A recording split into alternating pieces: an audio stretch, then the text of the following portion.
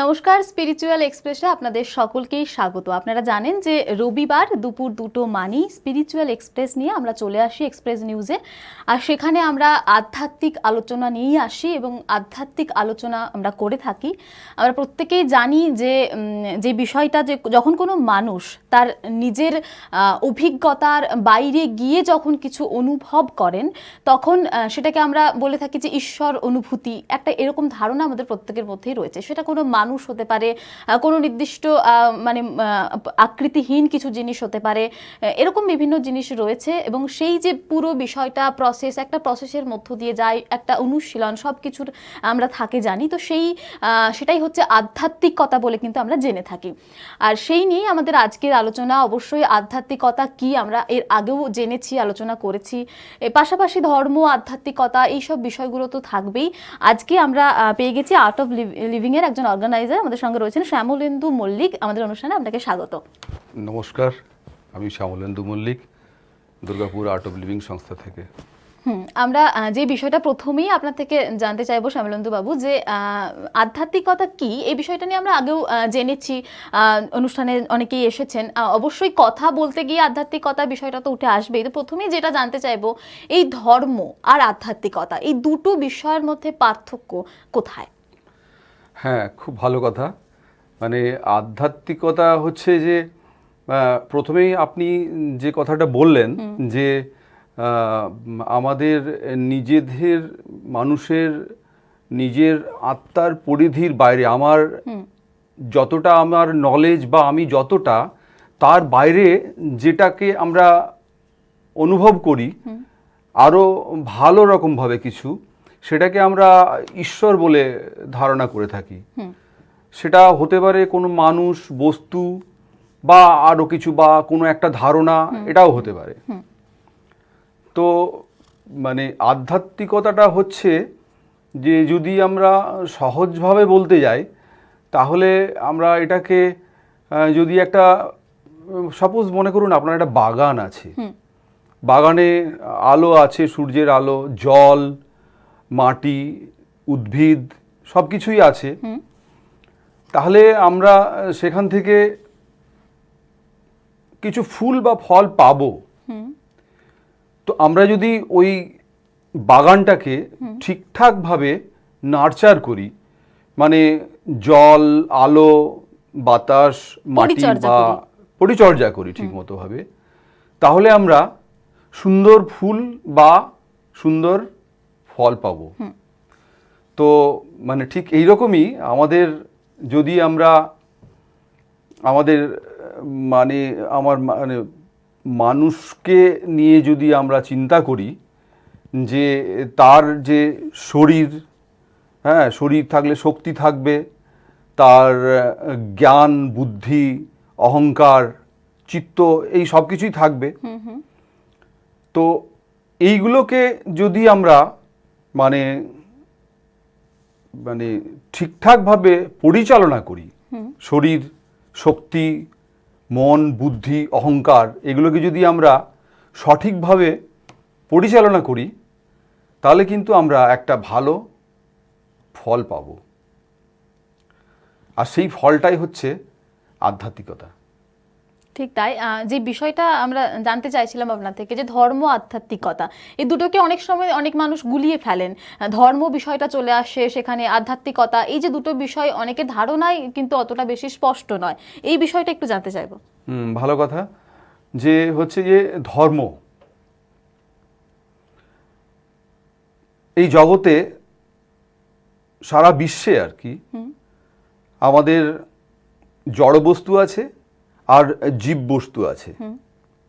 জড় জগৎ আর জীব জগৎ, এই দুটো নিয়েই হচ্ছে আমাদের সারা বিশ্ব।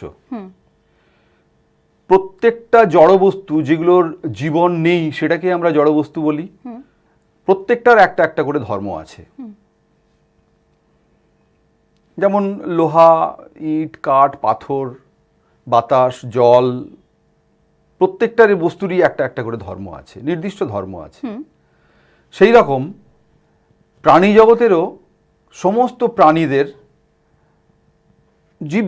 জীব জগৎকে দুটো ভাগে ভাগ করা হচ্ছে। একটা হচ্ছে উদ্ভিদ জগৎ, একটা হচ্ছে প্রাণী জগৎ।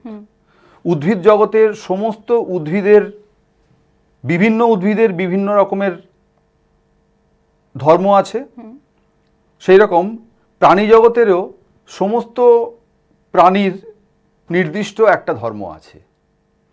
প্রতি প্রাণীর তার নিজস্ব খাদ্য গ্রহণের একটা চাহিদা থাকে, মানে খাদ্য গ্রহণ মানে খাওয়া, ঘুমোনো, রেচন ত্যাগ করা, জনন, সব কিছুই সমস্ত প্রাণীর মধ্যে এই জিনিসটা পরিলক্ষিত হয়। মানুষ আমরা জানি কি যে সমস্ত প্রাণী জগতের ঊর্ধ্বে একটা সবথেকে কি বলবো একটা উন্নত শ্রেণীর প্রাণী। তো তাদেরও একটা নিজস্ব ধর্ম আছে। সেই ধর্মগুলো জীবজগতের যেই ধর্ম সেই রকমই একই রকম, কিন্তু এই জগতে তো যতগুলো মহাদেশ আছে সব জায়গায় মানুষ আছে। প্রত্যেক মানুষ সেই জায়গার ক্লাইমেট, ওখানকার খাদ্যাভ্যাস বা আর যে সমস্ত জিনিসগুলো বেঁচে থাকার জন্য প্রয়োজন হয় তার উপরে ডিপেন্ড করে তারা একটা নিজেদের ধর্ম তৈরি করে নিয়েছে, নিজেদেরকে সঠিকভাবে তৈরি করার জন্য, মনুষ্য জাতিকে ঠিকভাবে রাখার জন্য। যেমন কিনা আমরা জানি ইসলাম ধর্ম, ইহুদি ধর্ম, বাহাই সম্প্রদায় আছে বিভিন্ন দেশে, কোথাও ইরাকে, ইরানে, বিভিন্ন দেশে আর কি, জাপান, জার্মান, সব জায়গাতেই। চায়নার একটা নিজস্ব ধর্ম আছে ওখানকার অধিবাসীদের। ভারতীয়দের মধ্যেও সেই রকম হিন্দু, বৌদ্ধ, জৈন, খ্রিস্টান এই ধর্মগুলো পরিলক্ষিত হয়।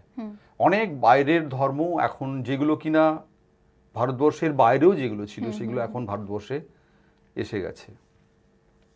তো আমরা যেটা বলছিলাম যে ধর্ম এমনই একটা জিনিস যেই জিনিসটা মানুষকে সঠিকভাবে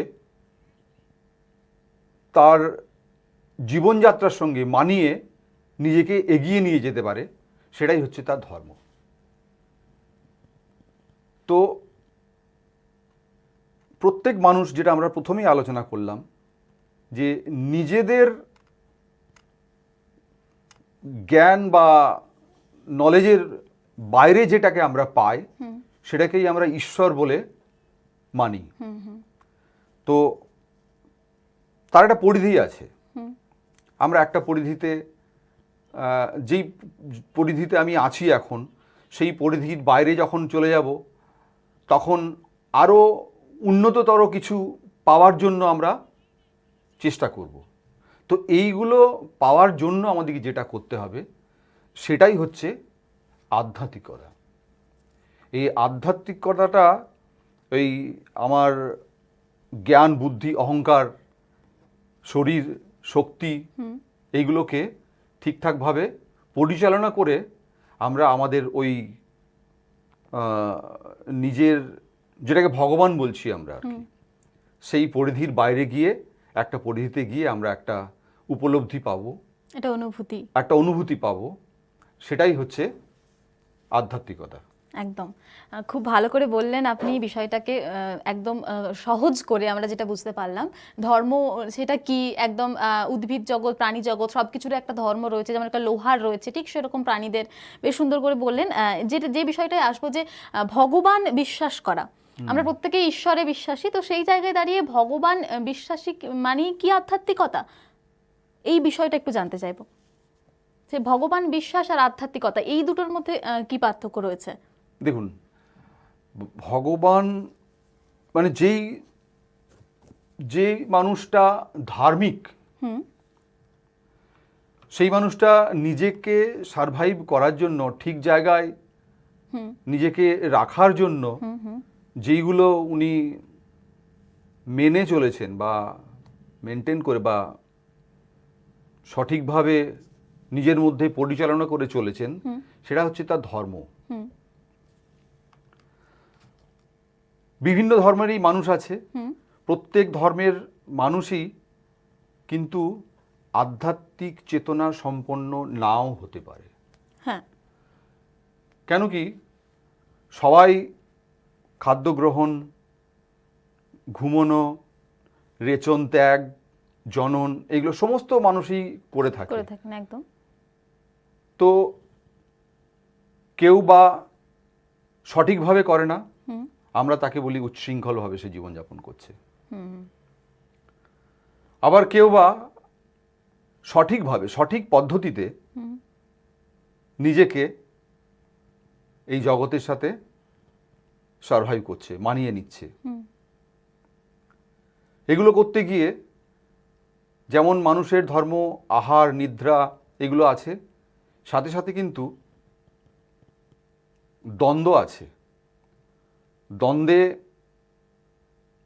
আবার একে অপরের সাথে যুদ্ধ আছে, মারামারি আছে।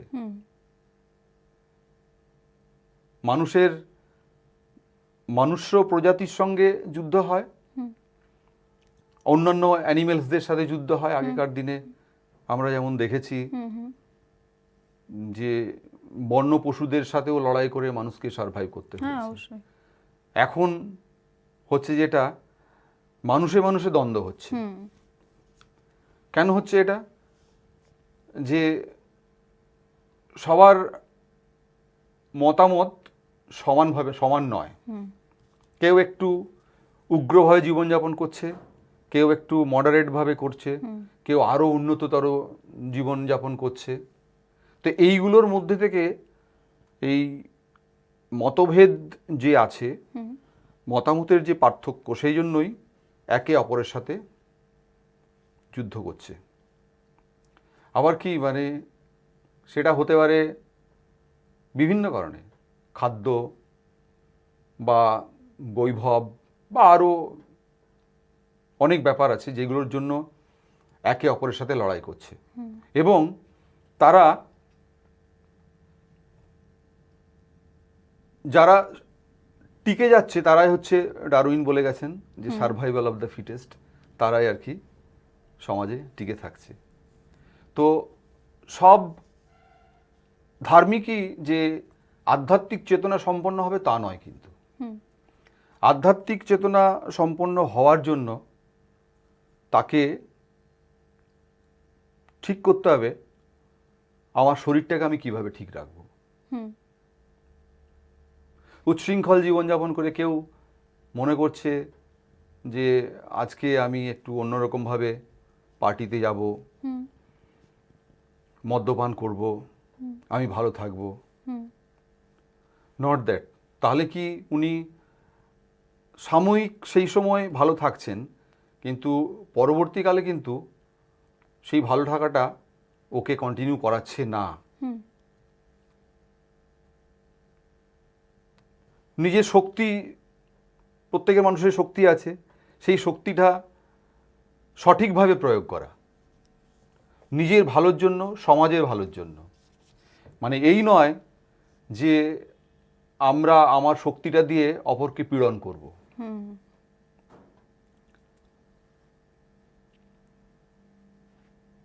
আর আছে কি মন, বুদ্ধি, অহংকার। আমার মন চাইছে আজকে চলো একটা নিজেকে ঠিক করার জন্য একটা স্পেশাল কিছু করি, বন্ধু বান্ধবদেরকে নিয়ে গিয়ে বাড়ি গিয়ে একটু আড্ডা মারলাম, বা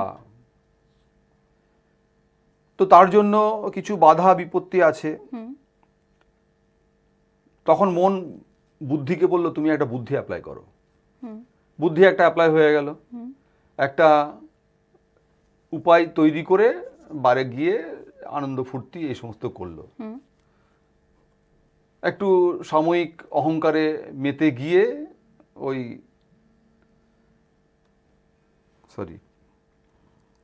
ওগুলো এনজয় করে ওরা সাময়িক আনন্দ পেল। তাতে করে যেটা হলো যে সে কিন্তু মানে নিজের কোয়ালিটি এবং সমাজের কোয়ালিটি সঠিক জায়গায় রাখলো না, সেটাকে অবনতির দিকে নিয়ে গেল, মানে ডিগ্রেড করলো। কিন্তু সেই ব্যক্তি যদি নিজের এই কোয়ালিটিগুলোকে সঠিকভাবে পরিচালনা করে নিজেরকে সমাজে সঠিকভাবে রাখেন, তাহলে আরও ভালো কিছু ফল পাবে, নিজের ভালো কিছু হবে, সমাজের ভালো কিছু হবে।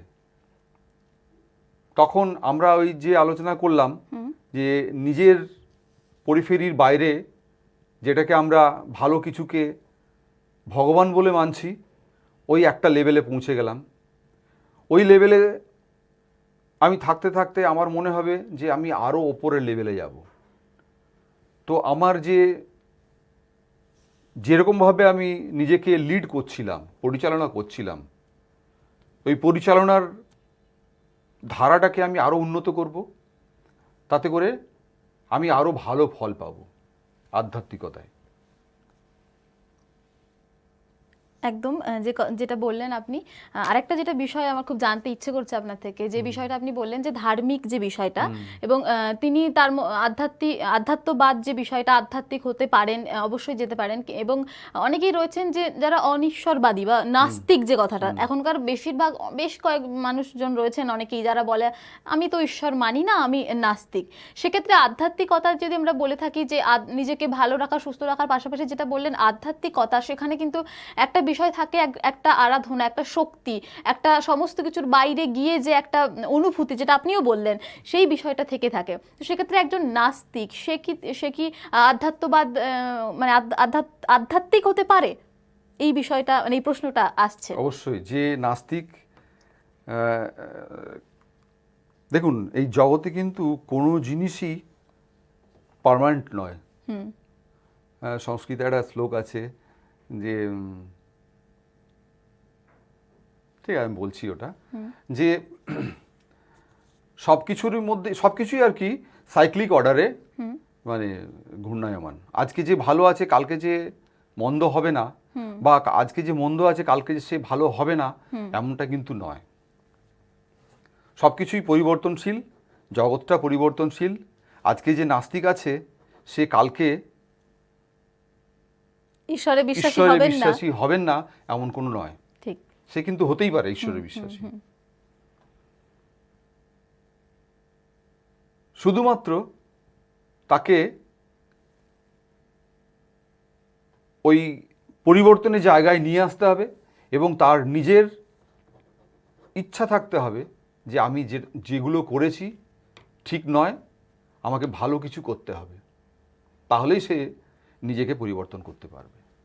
একদম যেটা বললেন আপনি। আরেকটা যেটা বিষয় এখানে যে বললেন, সেই পরিবর্তনের জায়গাটায় নিয়ে যেতে হবে, যার ফলে আজকে যে নাস্তিক সে যে পরে ঈশ্বর বিশ্বাসী হবেন না, এই বিষয়টা কিন্তু একদমই নয়, তিনিও কিন্তু হতে পারেন। এই বিষয়টা আপনি বললেন। তো সেক্ষেত্রে একটা জিনিস যেটা আমার জানতে ইচ্ছে করছে আপনার থেকে, যে আর্ট অফ লিভিং, সেই তার ভূমিকা আমি একটু জানতে চাইবো। এই জায়গায় পরিবর্তন আনার ক্ষেত্রে আর্ট অফ লিভিং এর ভূমিকা কি? ঠিক, অ্যাকচুয়ালি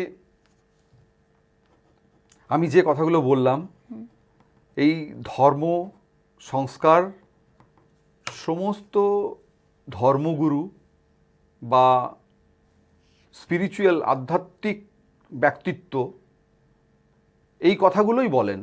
সে হিন্দু হোক, মুসলিম হোক, বৌদ্ধ হোক, সমস্ত ধর্মের লোকেরাই, সমস্ত ধর্মের মহামানবরাই এগুলো বলে এসছেন।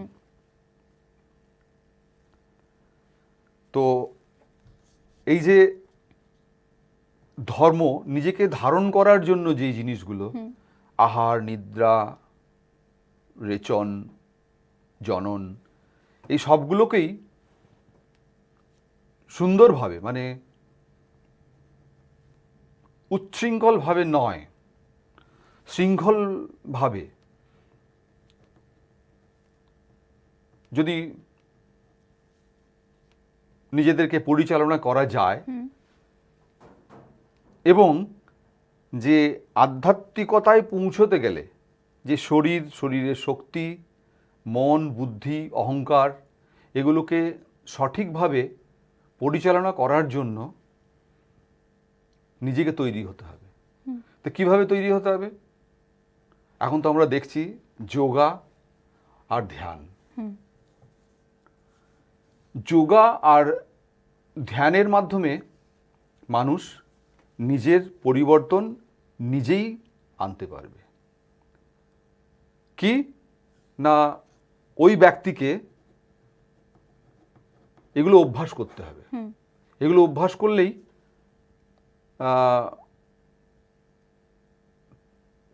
সঠিকভাবে নিজেকে পরিচালনা করে ওই ব্যক্তি আধ্যাত্মিক চেতনা সম্পন্ন হবে।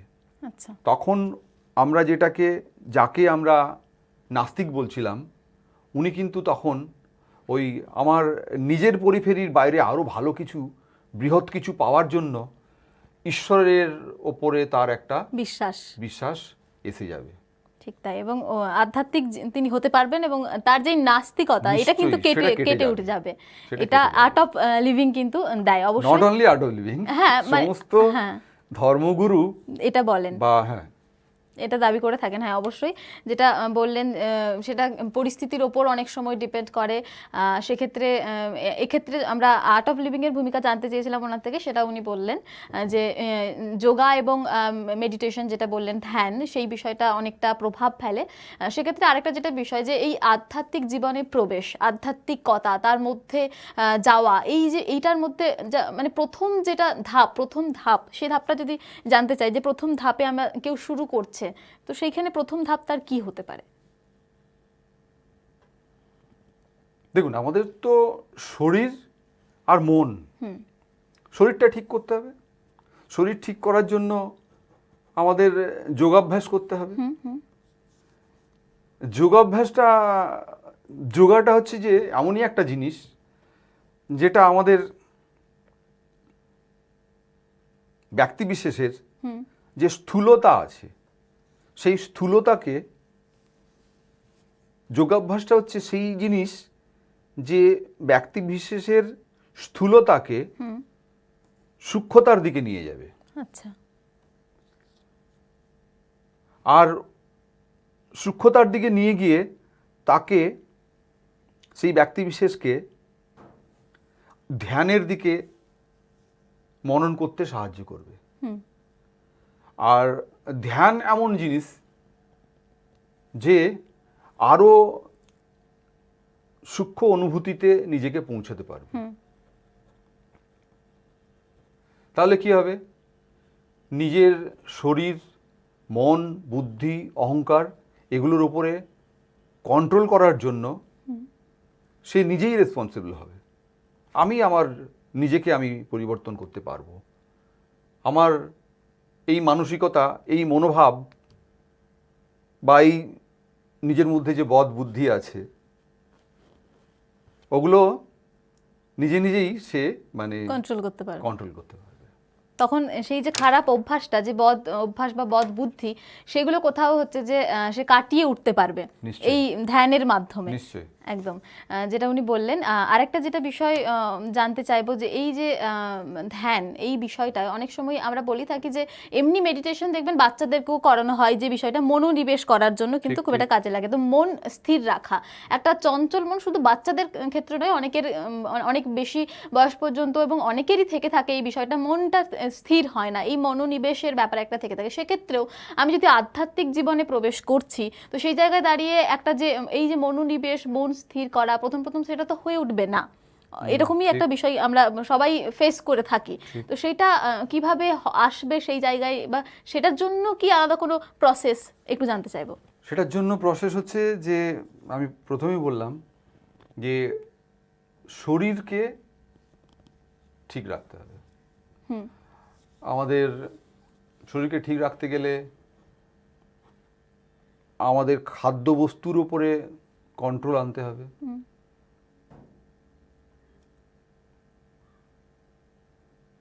পার্টিতে চলে গেলাম, সেখানে গিয়ে উচ্ছল জীবনযাপন করলাম, এগুলোতে কন্ট্রোল করতে হবে। কন্ট্রোল হয়ে যাবে, প্রথম হবে না, কিন্তু এই যোগাভ্যাস আর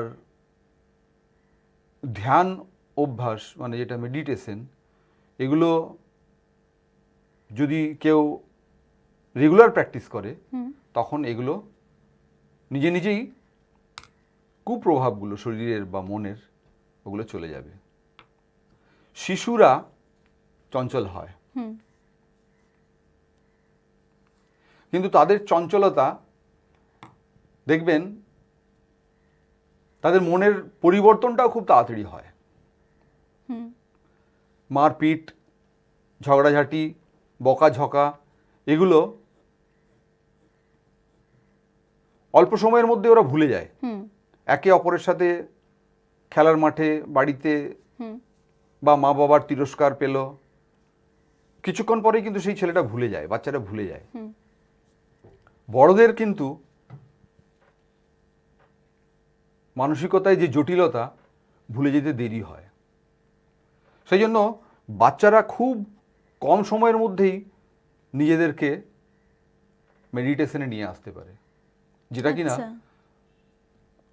কিন্তু বড়দের ক্ষেত্রে সেটা কঠিন হয়ে যায়। তো এই অভ্যেসটা যদি শৈশব থেকে অভ্যেস করানো যায় তাহলে বড় বয়সে সেই শিশু যখন একটা ব্যক্তিতে পরিণত হবে তার আধ্যাত্মিকতায় যেতে খুব বেশি অসুবিধে হবে না।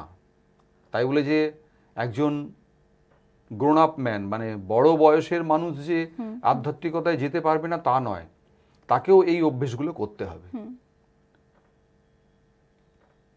ধ্যান বা মেডিটেশন খুব কঠিন কাজ নয়। ধ্যান বা মেডিটেশন হচ্ছে কিছুই না, নাথিং। আমি কিছুই করছি না এইরকম একটা ভাব নিয়ে বসে থাকা। আমি কি করছি? শুধু আমার শ্বাস চলছে, শ্বাস তো চলবেই, তাহলে তো আমি আর এই জগতে থাকছি না। জগতে আমাকে যখনই পাঠানো হয়েছে আমার রেসপিরেশন, শ্বাস প্রশ্বাস চলছে। শুধুমাত্র ওইটুকু করা, ওটা নিজেকে করতে হয় না, নিজে নিজেই হয়ে যায়, ব্যাস, আর কিচ্ছু না। তাহলে ধ্যান হবে।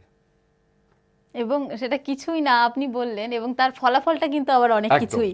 একদম, তার ফলাফলটা কিন্তু অনেক প্রসারী। ঠিক তাই। আরেকটা যেটা বিষয় জানতে চাইবো যে হয় অনেকের, আমরা নানা ধর্মের মানুষজন রয়েছে, সেক্ষেত্রে ধর্মের কথাটা উঠে আসছে যে অনেকে, যেমন বললাম যে একটা অনুভূতি, একটা ফিলিংস, সেই ব্যাপারটা থেকে অনেকেই হয় যে সেটা কোনো মানুষ হতে পারে, কোনো ঈশ্বর, যেমন অনেকেই কালী ভক্ত, কৃষ্ণ ভক্ত, এই যে বিষয়গুলো থেকে থাকে, সেক্ষেত্রে সে যখন সে আধ্যাত্মিকতাতে যাচ্ছে বা মেডিটেশন বা সমস্ত কিছু একটা কিছুকে লক্ষ্য রেখে কিন্তু করে থাকে, অনেকের ক্ষেত্রে সেটা সেই বিষয়টা থেকে থাকে। তো যদি এইটা না করে এমনি এমনি কোনো ধ্যান করতে পারে, সেইভাবে কি সে আধ্যাত্মিকতা জীবনে প্রবেশ করতে পারে?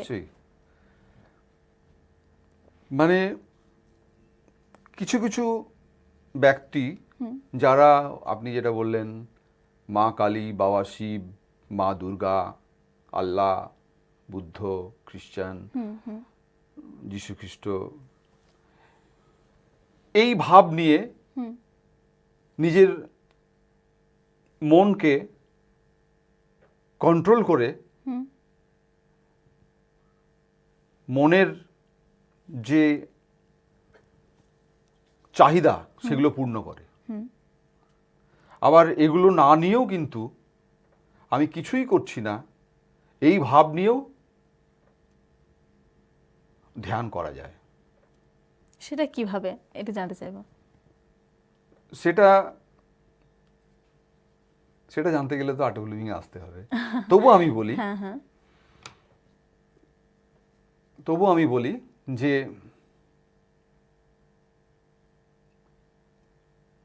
নিজেকে শুদ্ধভাবে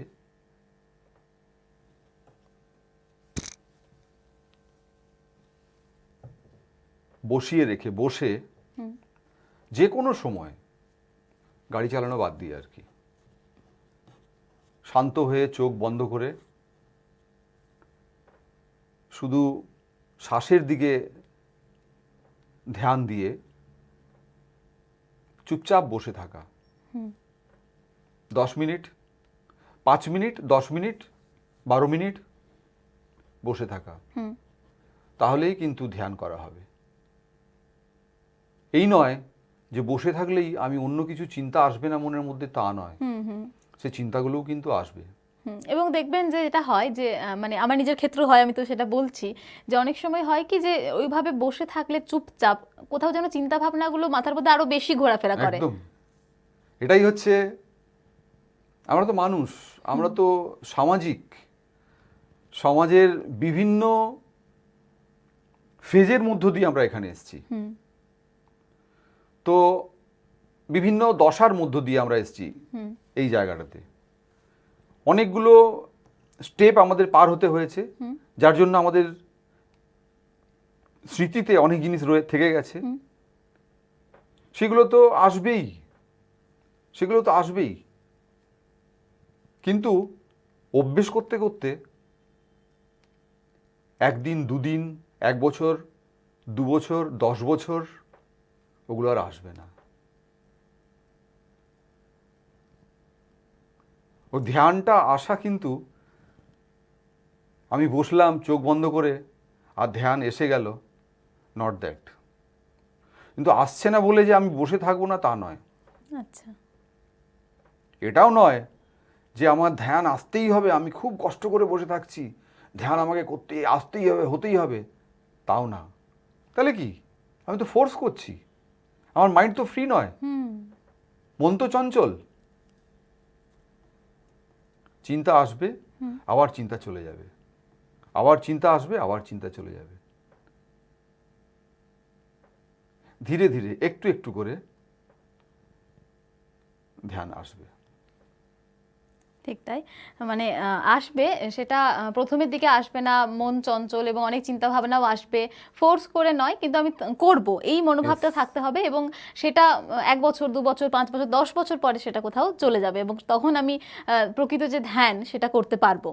এই বিষয়টা উনি বললেন। আরেকটা যেটা বিষয়, একটু অন্য আলোচনায় যাব, সেই বিষয়টা হচ্ছে যে ঈশ্বর কথায় যদি বলি, অনেকের ক্ষেত্রেই এই প্রশ্নটা রয়েছে যে ঈশ্বরকে কি দেখা যায়, আবার অনেকের মনে এই বিষয়টা দেখা যায়, বলতেও শোনা যায় যে যদি ঈশ্বর ভালোবাসা, ঈশ্বরের প্রতি ভক্তি, ভালোবাসা, এই যে বিষয়টা আমরা বলি যে বাড়িতে একটা যদি পোষ্যও থাকে, সেক্ষেত্রে তার প্রতি একটা, তাকে 1 দিন 2 দিন দেখার পর তার প্রতি যে একটা ভালো লাগা, ভালোবাসা, সেক্ষেত্রে অনেকের প্রশ্ন উঠে আসে যে যাকে দেখতেই পাচ্ছি না তার প্রতি ভালোবাসা কিভাবে আসবে, এই যে বিষয়টা থেকে থাকে।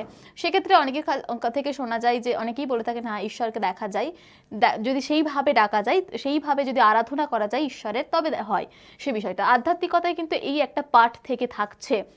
এই বিষয়টা একটু ওনার আধ্যাত্মিকতার এই অভিজ্ঞতা থেকে একটু জানতে চাইবো এই বিষয়টা নিয়ে, ঈশ্বর আরাধনায় এই যে ধ্যান, এর মাধ্যমে ঈশ্বরকে দেখার যে বিষয়টা, সত্যি যে কি আপনার অভিজ্ঞতা থেকে আমি একটু জানতে চাইবো।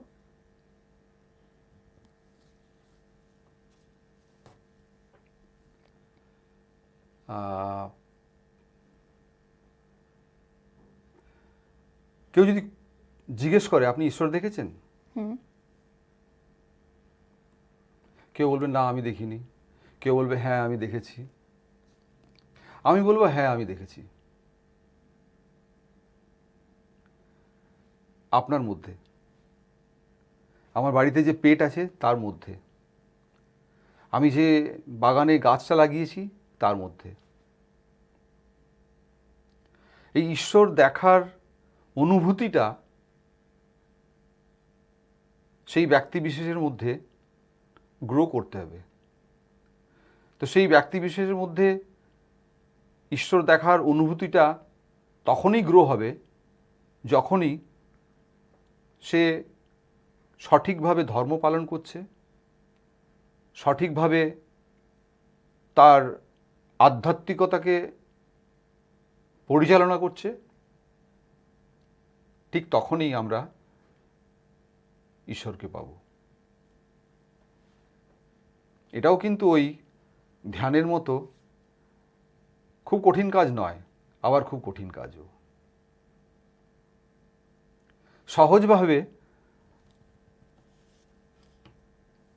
সহজভাবে আমাদেরকে মেনে নিতে হবে। আর আমি যেই কথাগুলো বললাম এতক্ষণ পর্যন্ত, যে কোনো কিছুকে আমি জোর করে মেনে নিচ্ছি না, অভ্যেস করে, নিজেকে তৈরি করে, নিজের যে কোয়ালিটিগুলো আছে সেগুলোকে ইমপ্রুভ করে আমি আমার পরিধির বাইরে ভালো কিছুকে পাচ্ছি। ওই ভালো কিছু পাওয়ার পরে আমার আশা থাকবে যে আমি ওই পরিধি পেরিয়ে পরবর্তী পরিধিতে যাই। তখন আমার সেই গুণাবলীগুলোকে আমি আবার সুন্দরভাবে পরিচালনা করলে আমি কিন্তু ওই জায়গায় পৌঁছতে পারবো। এবং অভ্যাসের মধ্য দিয়ে সেটা আসবে। আমি সেক্ষেত্রে ঈশ্বর দেখতে পাবো, প্রত্যেকটা আপনাকে ঈশ্বর দেখব বা আর অন্য কিছুতে ঈশ্বর দেখব, পাবো এটা। এবং সেই আপনার মধ্যে, আপনার বাড়িতে বাগানের যে গাছের মধ্যে যে পোষ্য প্রাণী, তার মধ্যে, নিজের মধ্যে, এই বিষয়টাতে একটা কথা মনে পড়লো যে আমি কে, আমার নিজের মধ্যেই ঈশ্বরের বসবাস, এই বিষয়টাও কিন্তু বলে থাকেন। তো এই একটু ব্যাখ্যা আপনার থেকে জানতে চাইবো।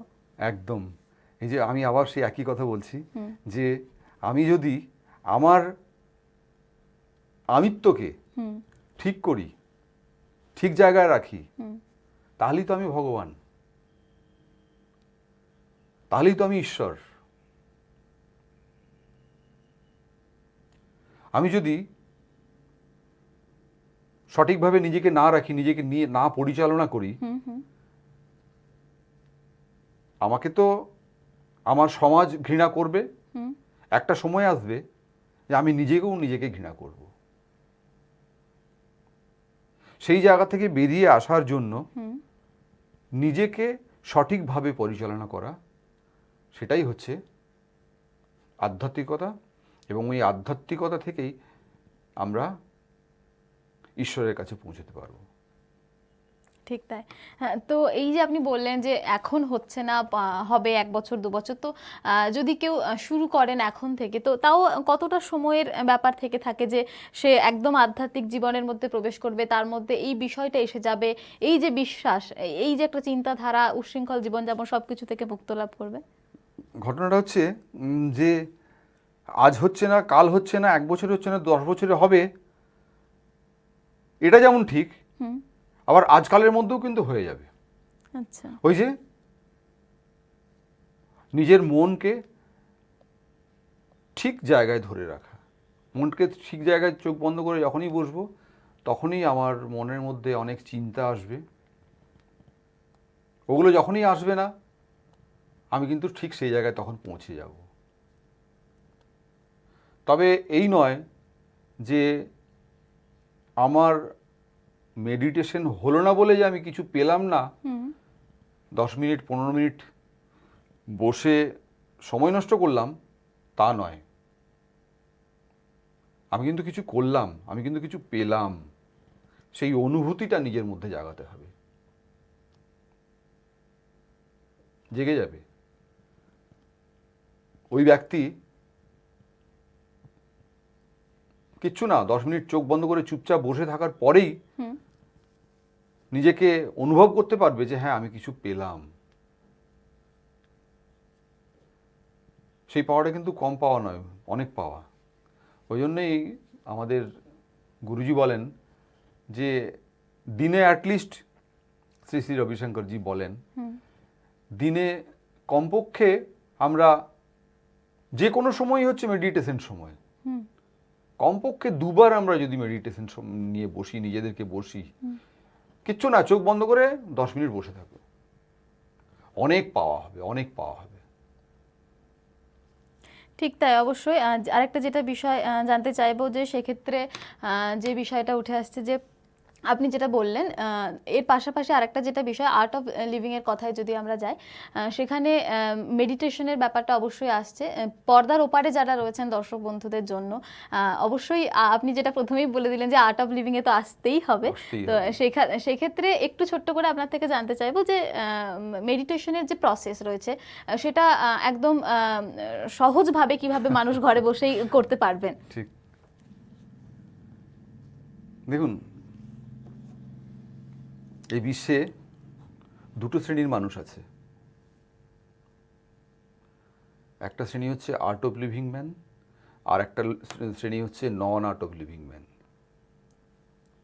খুব জগৎটা কিন্তু খুব ভাস্ট নয়, জাস্ট দুটো শ্রেণী। এই দুটো শ্রেণী কিন্তু একটা শ্রেণীতে পরিণত হবে, একদিন হবে।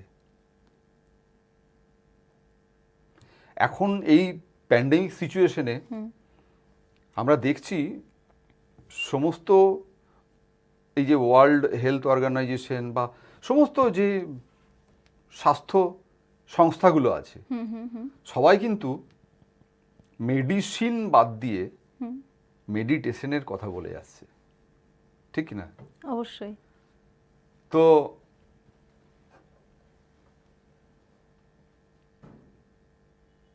আমি বললাম যে নিজেকে ধারণ করার জন্য কিছু একটা প্র্যাকটিস করতে হবে, নিজের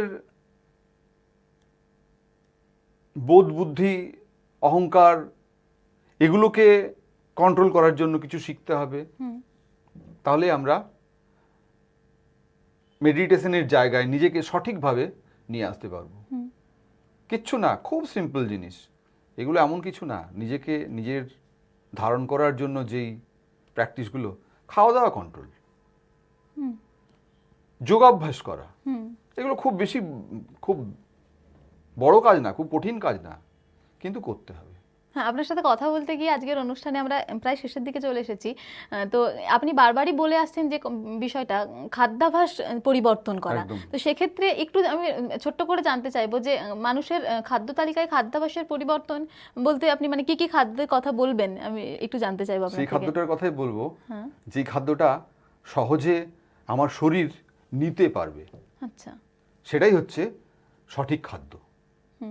এমন কিছু আমি খেয়ে নিলাম, আমার শরীর সেটাকে সঠিকভাবে নিতে পারলো না, বা সেটা নেওয়ার ফলে আমার শরীরের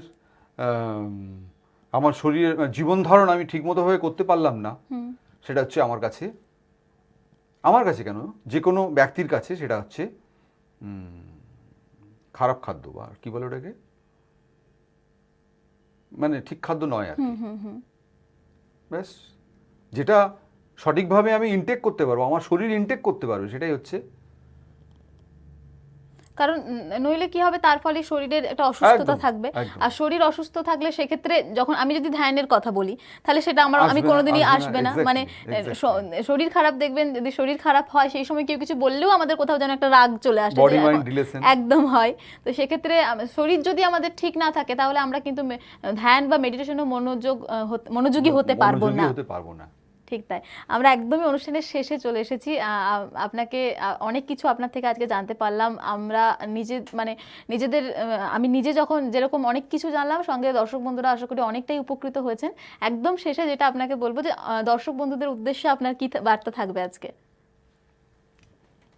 নমস্কার, আমি দর্শকদের জন্য এই কথাই বলবো যে এই প্যান্ডেমিক সিচুয়েশনে নিজেদেরকে ঠিক রাখুন। নিজেদেরকে ঠিক রাখতে গেলে এতক্ষণ পর্যন্ত আমরা যেগুলো নিয়ে আলোচনা করলাম সেইগুলো সঠিকভাবে পরিচালনা করুন, নিজের ভালোর জন্য, সমাজের ভালোর জন্য। নিজের খাওয়া দাওয়া, কিছু যোগাভ্যাস, কিছু ধ্যানাভ্যাস, এগুলো করুন। নিজেরা যারা জানেন সঠিকভাবে করুন, যারা জানেন না, যারা শিখতে চান সঠিক জায়গায় এসে এগুলো শিক্ষা নিন এবং নিজেদের মধ্যে সেই অভ্যেসটা গড়ে তুলুন। ঠিক তাই, অবশ্যই ধ্যান করুন, যোগা করুন, অবশ্যই নিজের শরীরকে সুস্থ রাখুন, আর অবশ্যই আধ্যাত্মিক জীবনে প্রবেশ করুন। সেই আধ্যাত্মিক জীবন, আধ্যাত্মিকতার সঙ্গে যুক্ত হওয়া, এই একটা যে তৃপ্তি, এই তৃপ্তির বিষয়টা আমরা তো সব জায়গায় দেখতে পাই, একটা বড় তৃপ্তি পাওয়া। অবশ্যই আজকের আলোচনায় এতক্ষণ আমাদের সঙ্গে ছিলেন শ্যামলেন্দু মল্লিক, আমাদের সঙ্গে ছিলেন আর্ট অফ লিভিং এর অর্গানাইজার। অনেক কিছু জানলাম, অনেক অনেক ধন্যবাদ জানাই আবারও ওনাকে। আজ এখানেই সময় তো বলছে এখানেই শেষ করতে হবে, আবারও পরের রবিবার ঠিক এই সময় আপনাদের সঙ্গে দেখা হবে। আজ এই পর্যন্তই, নমস্কার। নমস্কার।